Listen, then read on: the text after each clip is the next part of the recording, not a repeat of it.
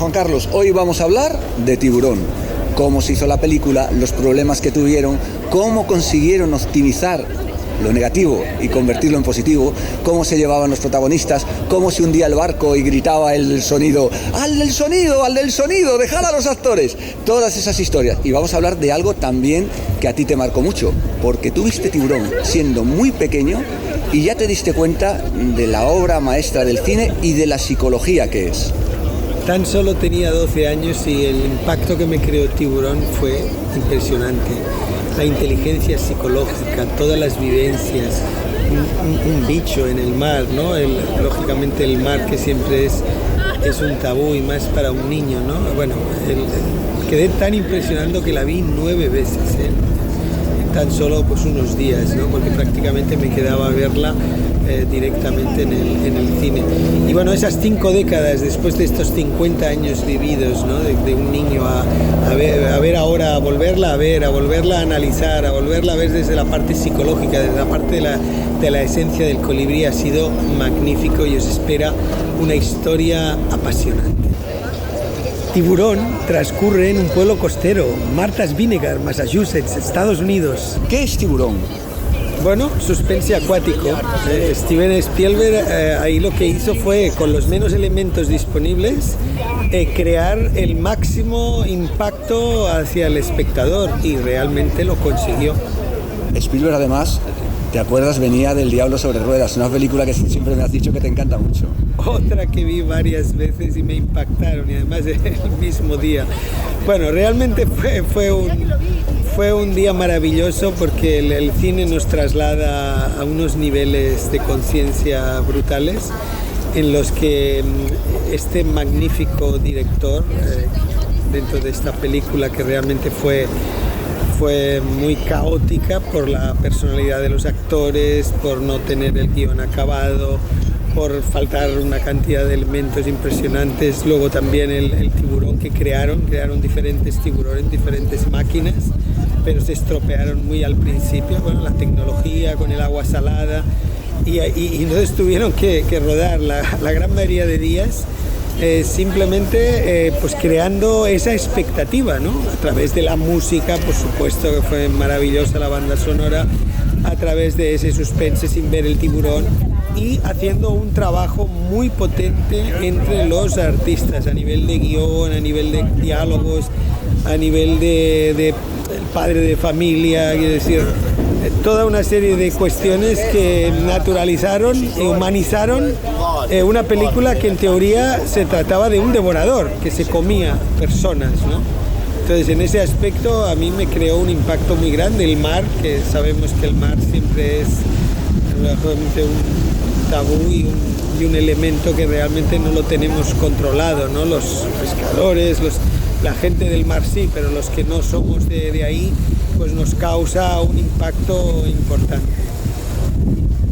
Desde el punto de vista de ese optimizador de rodajes que tú eres, sabiendo que fue una película que pudo ser un caos, cuando has visto la historia dentro, la infrahistoria dentro de Tiburón, esa historia de la montadora que tiene que salvar escenas porque no hay el tiburón, esa historia de los 3 actores que se pelean, porque debió ser brutal las peleas.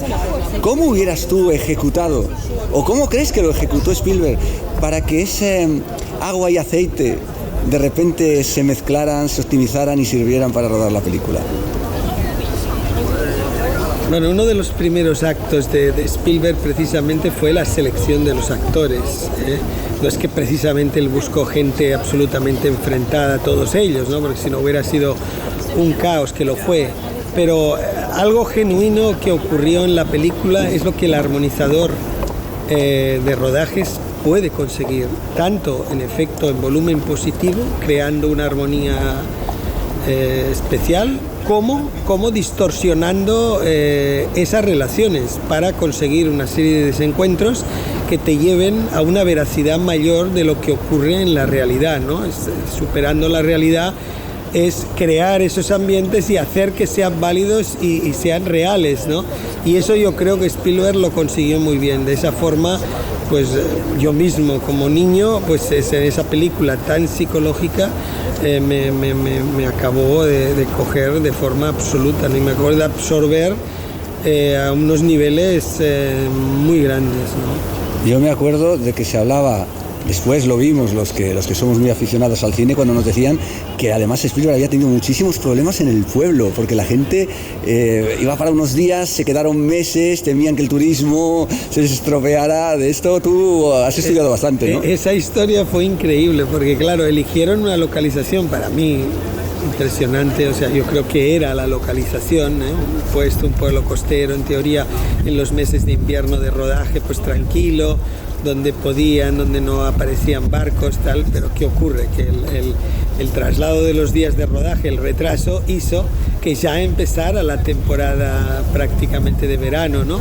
Y entonces ahí lo que fue al principio un impacto de que, bueno, llegan aquí estos forantes y nos están haciendo una película, qué curioso, hasta luego realmente mofarse y esperar a ver cuándo se van a ir del pueblo. O sea, fue una cosa muy curiosa, tanto las autoridades como los habitantes del pueblo, como los comercios, y luego a la postre ha sido el gran éxito de una ciudad ahora visitada por todos los habitantes del mundo y realmente con un nivel de comercio, tanto en navegación como en pesca, como en todo, que realmente han vivido durante estos 50 años. No hablemos del público y el terror de las playas, porque además, si no tengo mal entendido o si no he entendido mal, creo que hubo gente, o sea, público, que denunció la película porque le daba miedo viajar. Eso a nivel psicológico, desde el punto de vista del colibrí, ¿qué significado tendría para ti? Tiburón fue un enemigo público, de hecho lo utilizaron para, lógicamente, denunciarlo y ver si podían sacar tajada, porque es que la gente le daba miedo ir a las playas y le daba miedo bañarse, sobre todo más, lógicamente, en esas playas, cuando lógicamente estábamos hablando de una película y de una simulación, pero el impacto fue tan grande que entró dentro de la vena de las personas. Entonces, desde el punto de vista psicológico, podíamos hablar de que un impacto de esta índole puede llegar a trasladarse luego en volumen positivo. Una vez pasa, evidentemente, el tiempo del trauma y el tiempo del impacto creado, ¿no? Y hoy, pues Martha's Vineyard es, como hablábamos antes, una de las ciudades más visitadas de Estados Unidos, en este concreto de Massachusetts.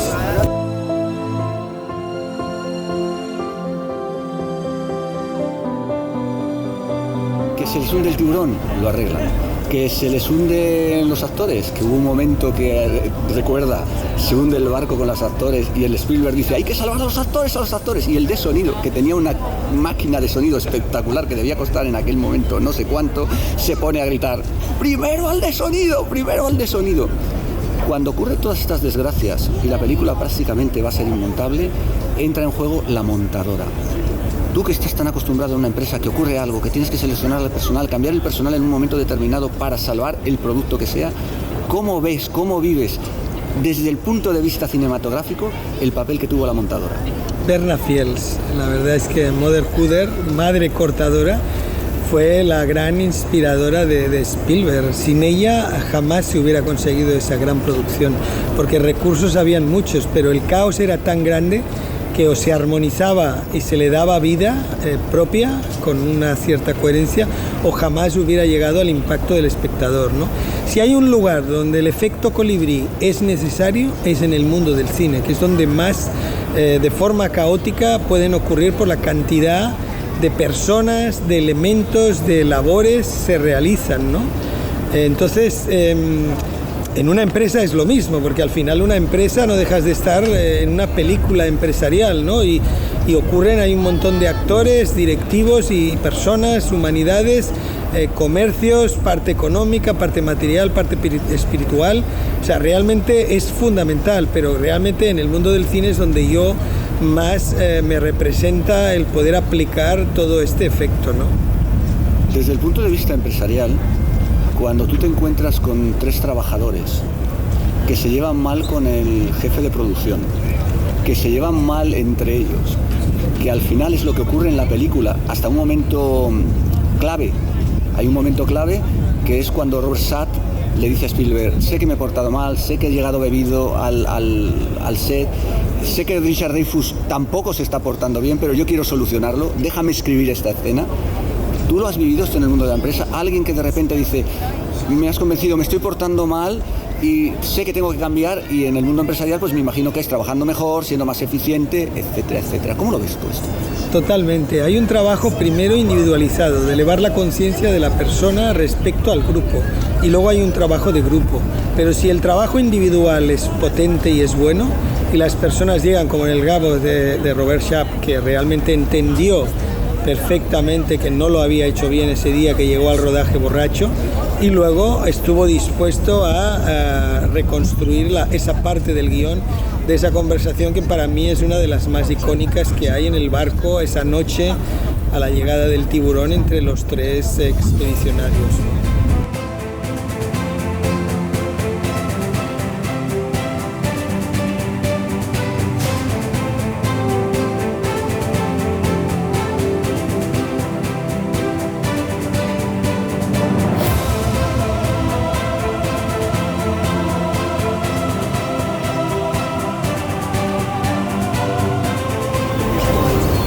Bueno, ahora vamos a hablar de una de las secuencias más famosas de la película, lo de necesitamos un barco más grande, y para un barco más grande, qué mejor que habernos venido a un barco grande de verdad.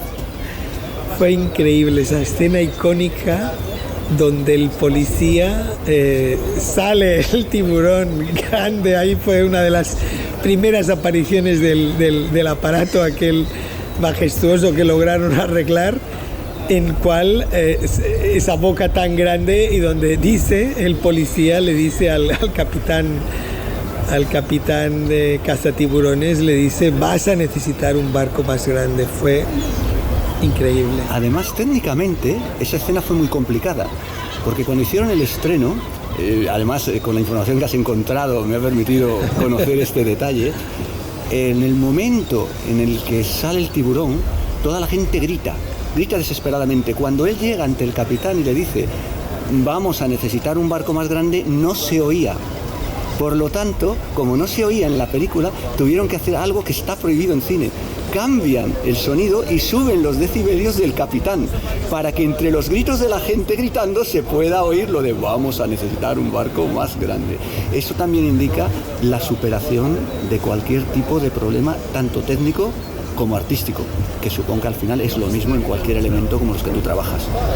Es como la improvisación se puede convertir en oportunidad. Una situación problemática, digamos, circunstancial, la conseguimos en volumen positivo y sacamos una escena maravillosa donde realmente impactó al espectador.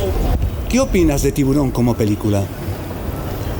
Para mí es una de las obras maestras más grandes del mundo del cine, y no por su éxito comercial, digamos, que evidentemente es porque cambió la tendencia del mundo del cine, cambió el merchandising, cambió el marketing, cambió el crear superproducciones, crear películas que pudieran acoger y fueran a una masa crítica y cambiaran un poco el modelo que en aquel momento había cinematográfico, ¿no? Los estrenos a partir de ese momento se hacían en verano, se empezaron a llamar blockbusters, palabra que a mí nunca me ha gustado, pero bueno, ahí la tenemos. Y sobre todo creo que también hay otro tema muy interesante. Permite la creación y la producción de otra serie de películas. Ya no hablemos de la Guerra de las Galaxias, que es un concepto distinto, pero películas como Alien existen por Tiburón, si no, no existirían. Y Alien, una película que sé que también tú conoces, también es un equipo de gente, además son obreros del transporte, son transportistas transportando y se encuentran un problema. ¿Qué opinas tú por ponerle un toquecito de una película de monstruos en una de barcos o de naves? Sí. Bueno, en cualquier circunstancia, en cualquier temática se puede crear ese impacto, ¿no? De hecho, hablábamos de Tiburón, que impulsó el mundo del cine, ese tipo de improducción. Gracias a eso, durante muchos años el cine estuvo viviendo de muchas superproducciones, ¿no?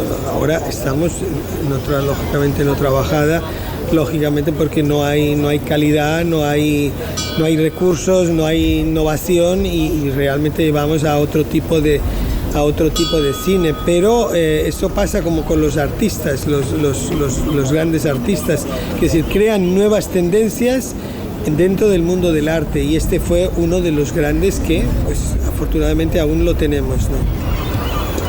¿Cuál es el timón de una empresa? El timón de una empresa, una muy buena pregunta. Yo no hablaría ni que sería el CEO ni el director general de una compañía. El timón de una empresa, que se le diría el timonel, es la persona que sabe dirigir una estrategia hacia donde realmente es la misión y la visión de la empresa, sin que tenga que ser una norma expresa de la dirección. Es decir, consigue llevar el barco al puerto que toca. Siempre le hablo a los directivos que hagan las misiones que se crean, que nunca sigan al pie de la letra cuestiones que no están interiorizadas o no se entienden bien, ¿no? En ese caso, ¿por qué hablo de que el timonel es muy importante en una empresa, ¿no? Porque es el que aglutina un poco la armonización de todo el tramado directivo, ¿no? Entonces, puede haber una instrucción que sea 3 grados a babor, pero el timonel sabe que quizás sean 9 grados a estribor el que te va a llevar al puerto correcto, ¿no? Y entonces al final el éxito es el resultado final. Si la empresa llega al puerto, no hay ningún problema. Bueno, igual que aquí estamos escuchando en la sintonía de las gaviotas, Tiburón sin su música, ¿qué sería? Nada sería igual sin John Williams y su banda sonora. Esa banda sonora que la tenemos dentro de nuestro corazón y nuestra mente, y donde realmente sentimos dónde hay un tiburón. En este caso vale más un sonido que una imagen. Bueno, creo que siempre se puede hacer una comparativa entre Psicosis y Tiburón, ¿no? Es un mismo tipo de música con un monstruo atacando y mordiendo. Por cierto, gran influencia de Hitchcock para Steven Spielberg, ya no solamente con la música, sino con cuestiones de planos y otras particularidades. Pero ahora que hablas de esto, claro, ¿de qué nos acordamos, Psicosis? De la música de la ducha. ¿De qué nos acordamos de Tiburón? De la música. La música es vida, es nuestra vida, lo es todo para nosotros. Y recordemos que tienen un elemento muy singular. Las dos son obras de dos grandes maestros, y el agua. El agua está como elemento amigo y como elemento enemigo. ¿Por qué en las dos la sangre aparece? Es verdad, muy cierto. El agua es fundamental, ¿no? En el mar, el caso del mar por la gratitud, y en el caso de lógicamente la ducha, porque también es un estado relajante donde el efecto sorpresa es el que caza al espectador y lo mete dentro de la película, que yo siempre he dicho que un film necesita que te metas dentro de la película, y ahí lo consigue aterrorizarnos a unos niveles increíbles. A pesar de lo grandísimo actor que es, Richard Dreyfuss no tuvo un papel muy considerado ni con Spielberg. Conservaron la amistad, que en otros casos habría que saber si la habrían conservado, pero no fue precisamente un gran defensor del producto de cara al público.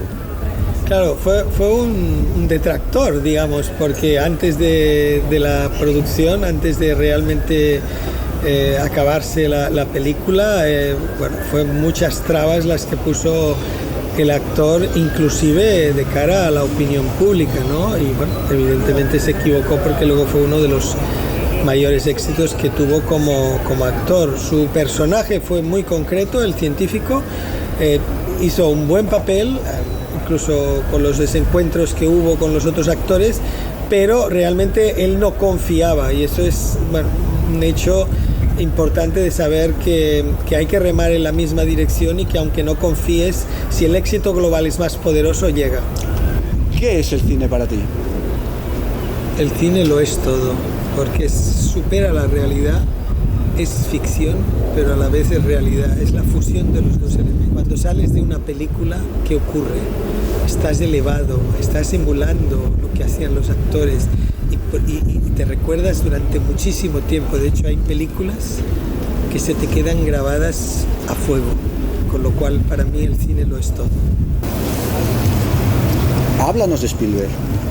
Steven Spielberg paseó su impaciencia por Universal Studios, dado que era un director joven, creativo e innovador, pero era un un novato en ese momento, ¿no? Entonces descubrió una novela de terror que se llamaba Tiburón, de Peter Benchley, en el 73, y de ahí se inspiró tanto que consiguió que su gran descubridor, el presidente de Universal Studios, lógicamente afrontara la producción y la superproducción, habiendo doblado el presupuesto a media película, básicamente. Decía Hitchcock que no se puede trabajar con niños ni con animales, y menos en agua. Spielberg rompió todas las reglas directamente y pagó las consecuencias también. Y yo añadiría con locos tampoco, porque claro, de alguna manera había algún actor que realmente, por su carácter realmente y sus cambios de humor, no fue sencillo el rodaje. Pero ahí vuelvo a incidir en la importancia del armonizador de rodajes para provocar los climas necesarios que den esa serie de escenas y esa serie de conmociones. Bueno, pensando que el mismo viento que nos azota a nosotros ahora azotó a Spielberg durante la grabación, tú además tuviste una suerte que hemos tenido muy pocos. Veías El Diablo sobre ruedas en el mismo cine a la vez que Tiburón. Explícanos eso porque... Bueno, eso fue mágico. El cine de antes, donde se veían dos películas y donde te dejaban repetir. Yo iniciaba viendo Tiburón, luego pasaba a ver El Diablo sobre ruedas y me quedaba otra vez a otra sesión a ver Tiburón de nuevo. Pero es que iba al día siguiente e iniciaba con El Diablo sobre ruedas, veía Tiburón y volví a ver por segunda vez. Entonces estas películas las vi como 7, 8 o 9 veces. Es que, bueno, y no me canso de verlas porque son de nuestro cine, es inteligencia cinematográfica, psicológica, y donde se estudia cómo las personas pueden reaccionar ante situaciones límite y donde realmente dan muy buen resultado.